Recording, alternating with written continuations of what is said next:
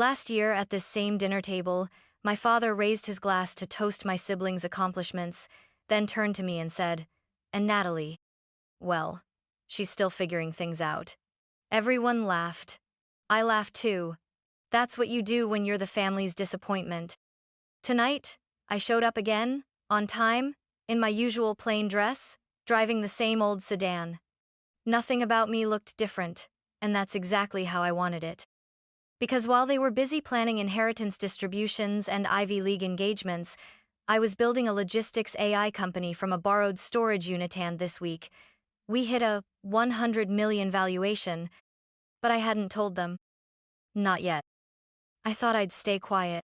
Until my assistant called me at the table and used one word none of them had ever associated with me before: CEO. Growing up in the Brooks household meant living under constant comparison. My older brother, Daniel, was a golden child from the moment he could spell Harvard. He won debate championships in middle school, interned for senators by 16, and graduated magna cum laude from Yale before heading straight to Georgetown Law. My parents adored him. He spoke their language: law, legacy, power. Then came Emily, the perfect political daughter, charming, calculating, photogenic. She studied international relations at Brown and now works as a communications director for a rising congresswoman. Mom says Emily's voice was born for press conferences. I think it was trained for them. And then there was me. Natalie, the one who used to take apart the family toaster just to see how it worked. The one who built her first inventory tracking app during a high school summer job at a flower shop. I wasn't rebellious, just uninterested in the script everyone else seemed to follow. My parents didn't understand me, and after a while, they stopped trying. They tolerated my interest in logistics, the way people tolerate a neighbor's ugly dog, silently judging, occasionally polite, and always secretly wishing it would go away. When I told them I'd chosen Carnegie Mellon for undergrad, they blinked in confusion. "That's a science school, isn't it?" my mother asked, as if I'd announced I was going to circus camp. At family events, I was introduced as, "Natalie, she's in, tech, I think?" No one asked what I actually did. No one wanted to know, but that's not the part that hurt. What hurt was knowing that no matter how hard I worked or how far I went, I would never be celebrated in the Brooks household the way Daniel or Emily were.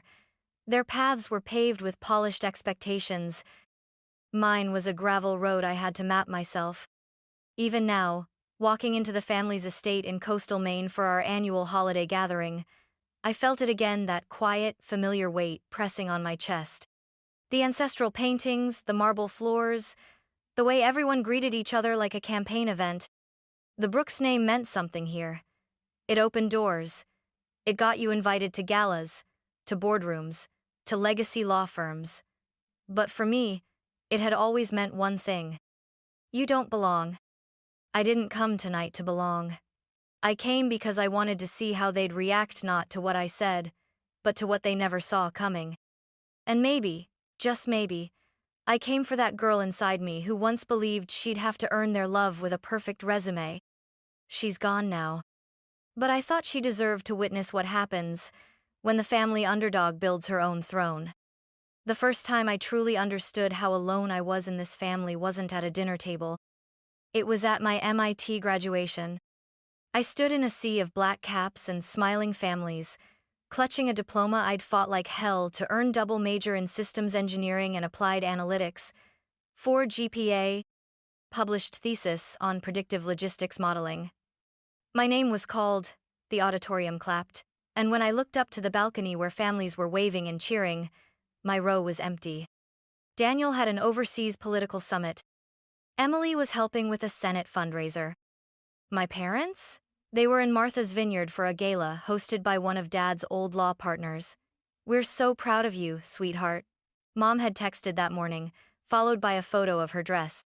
It's funny, people talk about defining moments as loud, dramatic things, but that moment wasn't loud. It was silent. It didn't break me, but it shifted something permanently. It taught me not to wait for their applause. After graduation, I landed a job at a mid-sized distribution tech firm in Ohio. It wasn't glamorous, but it taught me more than any textbook. I watched warehouses fall apart because no one understood how to route delivery trucks during snowstorms. I watched hospital equipment arrive 2 days late because a GPS system didn't account for construction delays. I started keeping a notebook, ideas, frustrations, algorithms I wanted to try. No one in my family ever asked what I was working on. At Thanksgiving, Dad asked if I'd figured out what I wanted to be yet. Emily suggested I consider public policy. You'd be great at logistics for political campaigns. I laughed and said I preferred real-world chaos over political theater. They laughed too, but not in a good way. By then, I'd already written the first lines of code for a prototype I was calling SwiftRoute, a machine learning system designed to predict last-mile delivery disruptions based on real-time data inputs like weather, local traffic, and historical route inefficiencies. It wasn't flashy, but it was smart, and it worked. At night, I coded. On weekends, I tested it by volunteering with a local food bank's delivery program, optimizing their drop-off routes so meals reached seniors on time. No one paid me for it, but something inside me clicked. I wasn't chasing prestige. I was solving something real. And for the first time, I didn't feel like the Brooks disappointment. I felt necessary. That was the beginning of the idea, of the separation, of building a life that might never be seen by my family, but would someday be undeniable. Because if I couldn't inherit the Brooks legacy, I would build a new one. One delivery, one line of code, one quiet step at a time. I kept going to the family gatherings. Not because I wanted to, but because some stubborn part of me still believed, maybe just maybe this time would be different. It never was. Every Christmas, we returned to the same colonial estate in coastal Maine. It looked like something out of an Architectural Digest spread. White pillars, lake view, dining room with portraits of ancestors who probably signed things with quill pens. It was a place built for legacy, and I was treated like a glitch in the lineage. At dinner, Daniel would hold court, regaling everyone with political gossip and his latest podcast appearance. Emily updated us on her boss's rising poll numbers, how she'd rewritten a campaign speech 2 minutes before airtime, and saved the candidate's image. My parents beamed like proud patrons of the American elite. Then the spotlight would inevitably turn to me. "So, Natalie," Uncle Richard once asked, swirling his wine, "you still deliver things?" That year, I had just secured our first enterprise contract with a national medical supply chain. But I simply smiled and nodded. "Yep, still delivering." Mom chimed in. "She's very hands-on. You know, boots on the ground. It's noble." Noble. As if I'd joined the Peace Corps instead of co-developing a routing engine that reduced delivery failures by 32%. I didn't correct them. Not anymore. What was the point? Every time I tried to explain what SwiftRoute did, someone changed the subject, or worse, gave me that blank, polite nod that said, "We stopped listening 2 seconds in." So I started wearing the same navy blue cardigan to every event. Kept the 2010 Honda, brought mid-tier wine, nothing flashy. The less remarkable I appeared, the less they'd prod. Emily once leaned over during brunch and whispered, "You should really think about branding, Nat. People take you more seriously when you look expensive." I wanted to ask her if she thought engineers came in gold foil. Instead, I nodded and bit into my scone. It was easier to play the part they'd assigned me, the eccentric one, the quiet one, the family errand girl, who liked working with vans and numbers. Let them think I was harmless. Because the truth was, I wasn't harmless. I was building something they didn't understand. And someday, they would. But not because I demanded their attention. No, I would make them listen the only way the Brooks family knew how. By becoming undeniable. And the moment was coming soon. The dinner began like they all did, performative and exhausting. We gathered in the chandelier-lit dining room of the estate, seated by hierarchy, not affection. My father at one end, my mother at the other. Daniel to his right, Emily to her left. Me, down the table with the floral arrangement partially blocking my view, like always. The first course was sea bass flown in from somewhere that sounded expensive. Everyone made the appropriate noises of approval. Emily announced she'd been invited to a White House roundtable. Daniel mentioned polling numbers and some senator's extramarital scandal. Mother dabbed at the corner of her mouth with a cloth napkin and smiled like a first lady at a charity ball. Then, halfway through the main course, my father cleared his throat, the Brooks signal for attention. We wanted to take a moment to talk about some updates to the family's financial structure, he began, swirling his Bordeaux. I felt my stomach tense. Emily straightened. Daniel folded his hands in visible anticipation. With Daniel preparing to run for Congress, my father continued, and Emily's impressive strides in the political sphere, your mother and I felt it was time to begin distributing certain trust assets. He raised his glass to Daniel. The Nantucket property will be placed under your name by January. Then turned to Emily. Your education fund has been converted into a long-term asset portfolio. You'll find the details with our advisor. They both beamed. Toasts followed. Applause. I kept eating in silence, but I knew what was coming. The pause, the shift in tone, the tightening of my mother's jaw. And Natalie, my father said, finally facing me, his voice soft and diplomatic, like a man delivering disappointing stock news. We've decided it's best to withhold any major allocations until there's more clarity around your professional path. Clarity. He said it like I was a fog. My mother added quickly, this isn't about punishment, darling. We just think it's time you made some more traditional decisions. Something stable. And visible? Daniel chimed in, ever the tactician. Your work isn't really public. It's hard for the advisors to evaluate. Emily sipped her wine. It's probably for the best. Startups are risky. I swallowed. Not the food, but the fury. They had rehearsed this. They had made a coordinated decision to erase me financially in front of linen napkins and creme brulee. I placed my fork down, deliberately. Just so I understand, I said calmly. You're cutting me off from the trust because I haven't followed the family template? Not cutting off, my mother replied, twisting her wedding band. Just pausing things. No vacation property, no family fund stake, no access to resources, I listed. But not cutting off? Silence. The room held its breath, waiting for me to break. I didn't. Instead, I smiled. Understood. Then my phone began to buzz in my lap. And everything changed. The phone buzzed again, harder this time twice, then 3 times in quick succession. That wasn't normal. I glanced down. Alicia Thompson. Work. My COO. My right hand. My emergency-only contact during family events. I stood slowly.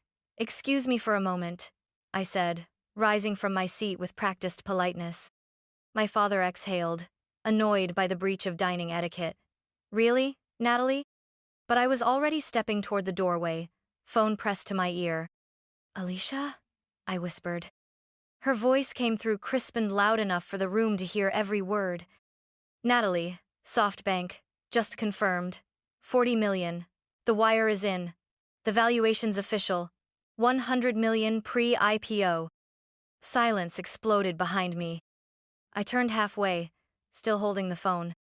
Wait, Alicia continued, unaware she now had a live audience. Goldman wants to finalize the Series B press release tonight. Also, your Forbes interview for the top 30 under 30 founders is locked for Monday. And, she paused, the Tokyo team's asking if you're ready to expand into Asia next quarter. Every chair creaked as my family sat frozen. I nodded, eyes steady on the chandelier. That's fantastic news. Let's schedule a team call in the morning. Tell Goldman I'll send over my final notes tonight. Got it, CEO, Alicia said cheerfully. Talk soon. I ended the call and turned back to the room. My father's glass hovered midair, wine forgotten.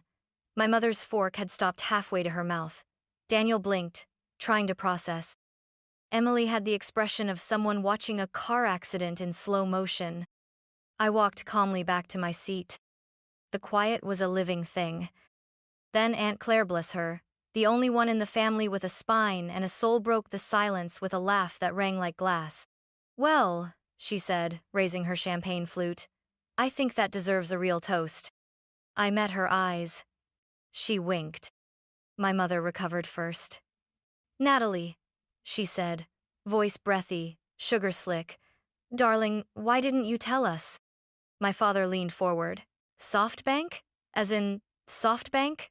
And Goldman's involved?" Emily blinked rapidly. "You're a CEO?" I didn't answer right away. Instead, I took a long sip of wine, let it linger. Then I smiled. "I thought you said startups were risky." No one laughed this time. For a moment, no one said a word. Then, as if on cue, they all tried to talk at once.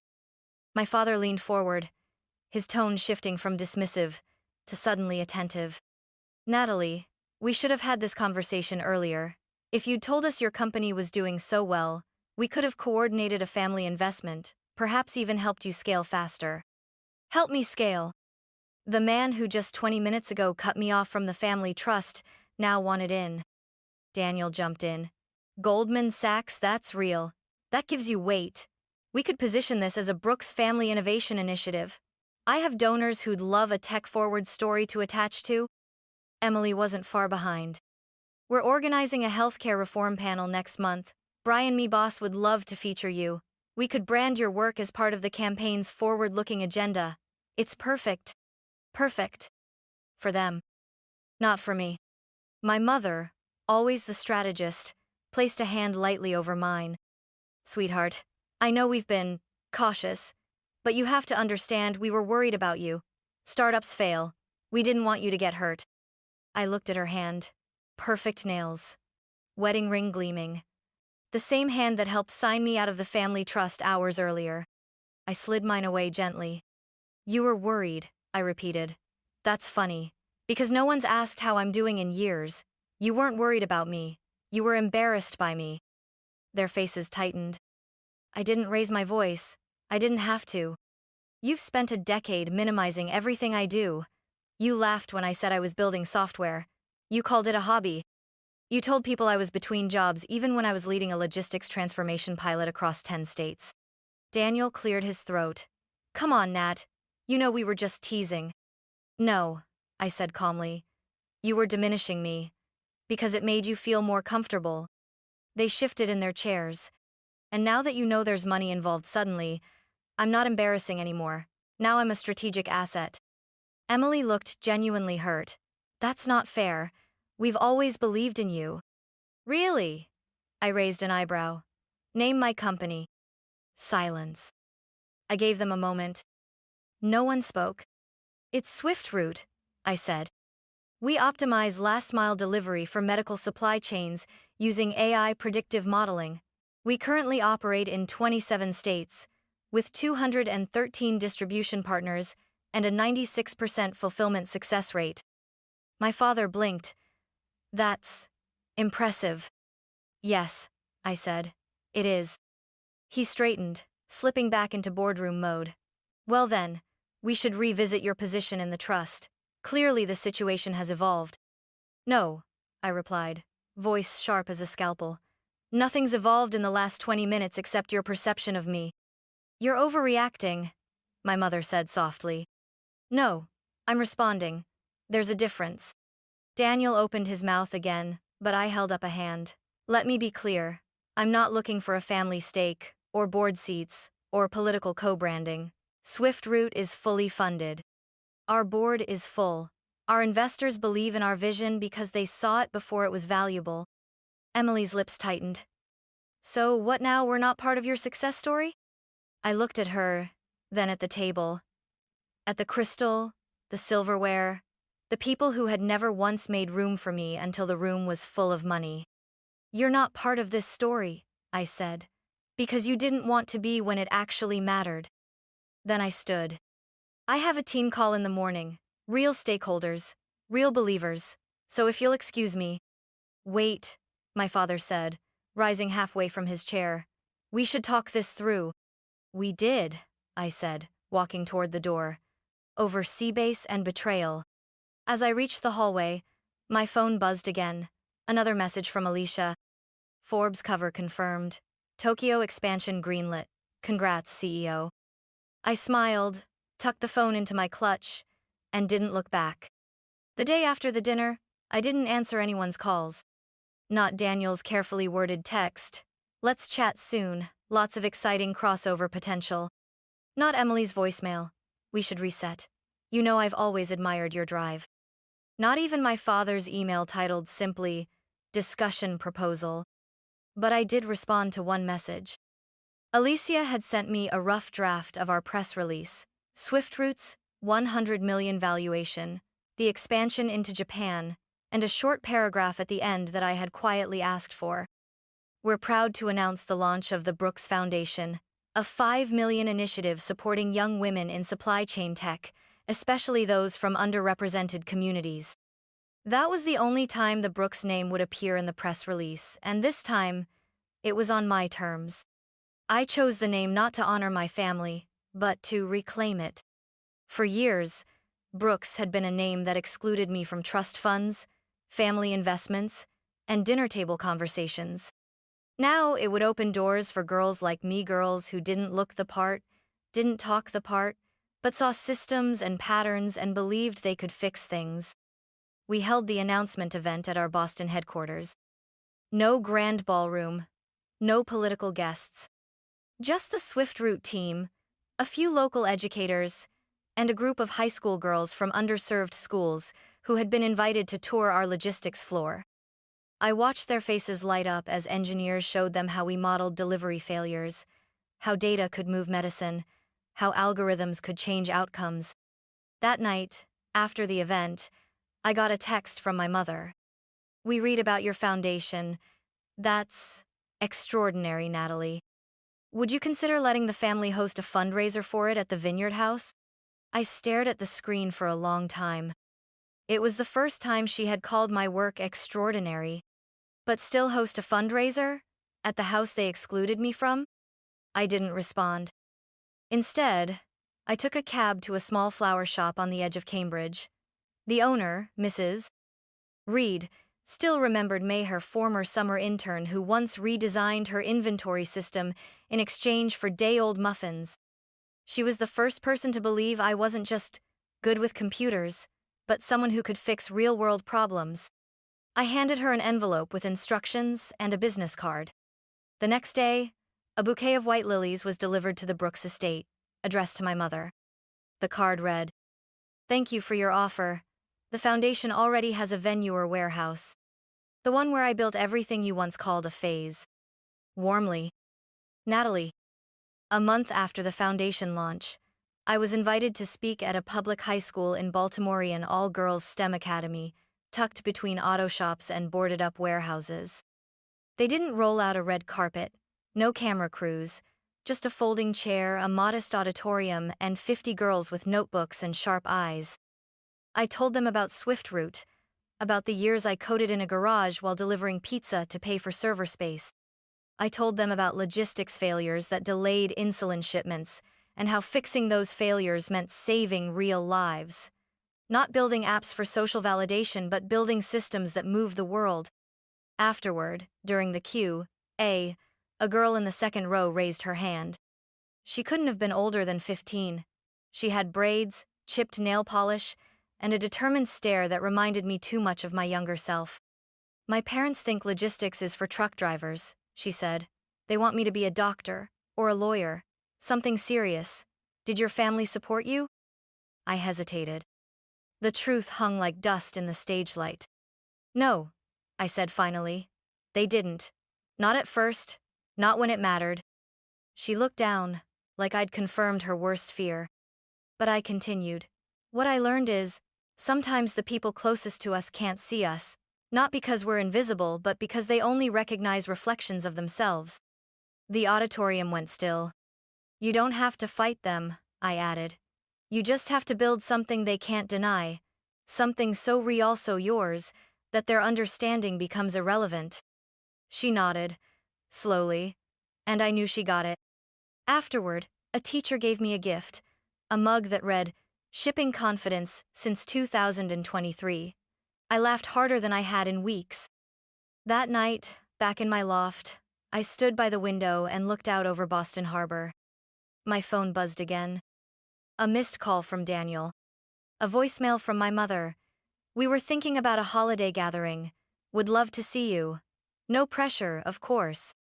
Emily had texted, Brian's campaign would still love your support, even just a quote for our healthcare platform.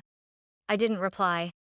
Instead, I opened an envelope on my kitchen counter. Inside were hand-drawn thank you cards from the students in Baltimore. One simply said, "Thank you for proving that a girl like me can run the whole system." I tucked it into my desk drawer, right next to the trust fund letter that said I was being excluded. One piece of paper erased me. The other reminded me that I exist in ways that matter far more. A few days later, I hosted a quiet dinner for my team at the warehouse office where it all began. No press, no gala, just the people who believed from the start. As everyone left, Alicia handed me one last delivery. A bouquet of peonies. No card. Just a look between us, and understanding. I placed them by the window, next to a photo of that warehouse in its earliest days. Concrete floor, cardboard desks, no heat, no furniture. Just vision. That's what I built. Not a company. A legacy. Mine.